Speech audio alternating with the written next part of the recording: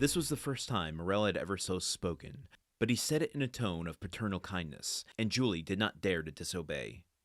She remained at the same spot, standing mute and motionless. In an instant afterwards, the door opened. She felt two arms encircle her, and a mouth pressed her forehead. She looked up and uttered an exclamation of joy. "Maximilian, my dearest brother!" she cried. At these words, Madame Morel rose and threw herself into her son's arms. "Mother," said the young man, looking alternately at Madame Morel and her daughter, "what has occurred? What has happened? Your letter has frightened me, and I have come hither with all speed." "Julie," said Madame Morel, making a sign to the young man, "go and tell your father that Maximilian has just arrived." The young lady rushed out of the apartment, but on the first step of the staircase she found a man holding a letter in his hand. "Are you not Mademoiselle Julie Morrel?" inquired the man with a strong Italian accent. "Yes, sir," replied Julie with hesitation. "What is your pleasure? I do not know you." "Read this letter," he said, handing it to her. Julie hesitated. "It concerns the best interests of your father," said the messenger. The young girl hastily took the letter from him. She opened it quickly and read, "Go this moment to the Allées de Meilhan. Enter the house number 15. Ask the porter for the key of the room on the 5th floor. Enter the apartment. Take from the corner of the mantelpiece a purse netted in red silk, and give it to your father. It is important that he should receive it before 11 o'clock. You promise to obey me implicitly. Remember your oath. Sinbad the Sailor." The young girl uttered a joyful cry, raised her eyes, looked around to question the messenger, but he had disappeared. She cast her eyes again over the note to peruse it a second time, and saw there was a postscript. She read, "It is important that you should fulfill this mission in person and alone. If you go accompanied by any other person, or should anyone else go in your place, the porter will reply that he does not know anything about it." Okay, Dante's stepping in. Okay, good. Thank God. We have half a chapter left to go, and I was getting worried that this was going to get real downbeat real fast. I mean, I guess there is still kind of a ticking clock here where Julie has to get the whatever this is to her father by 11 o'clock. Maximilian just arrives, so, like, things are looking up. One question I have, though, is what's Dante playing at here? Why wait to the last friggin' moment? Like, just why are you making Morel go through it, man? Like, you couldn't, like, have sent this 3 days earlier? Why wait until 11 o'clock, 1 hour before he's supposed to pay his dues? It doesn't make any sense to me. Why are you torturing Morel this way? A man, maybe more than anyone else in the story, that has gone out of his way to help you and your father.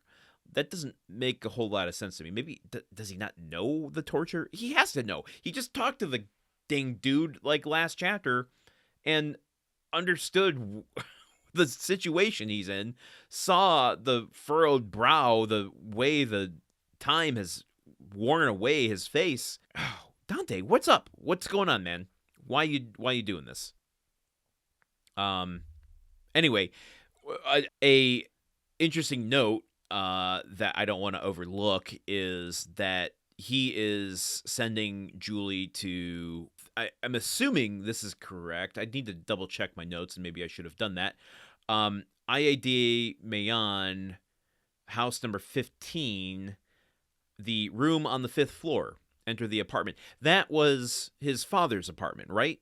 That he ended up buying from the folks that moved in there. And then the purse netted in red silk was his father's that Caderousse ended up with, and he walked away with after giving Caderousse the diamond, right? This is the problem doing this over the course of months and weeks. These are details that I think would stay clear in my mind rather than having to do it this absurdly. Let me just do a quick research. I'll be back in 2 seconds. You won't even know I'm gone. Okay, I'm back, and I here's what I did. How well editing can compress time here. I went back and reread the Caderousse chapters, particularly revolving around the red purse. the red silk purse. So, yes, Dante as Sinbad is sending Julie to his father's old apartment. The red silk purse is, this is my understanding, reading it again, is that this is the purse that once belonged to Morrel, that Morrel left on the mantelpiece for Daddy Dante, and after Daddy Dante died, Caderousse kept it. Now, I couldn't glean whether or not Caderousse took the money that was left in it that Morrel had intended for Daddy Dante to use. But this is more interesting because it's not his father's. It's asking Julie to go get a previous belonging of Morrel's.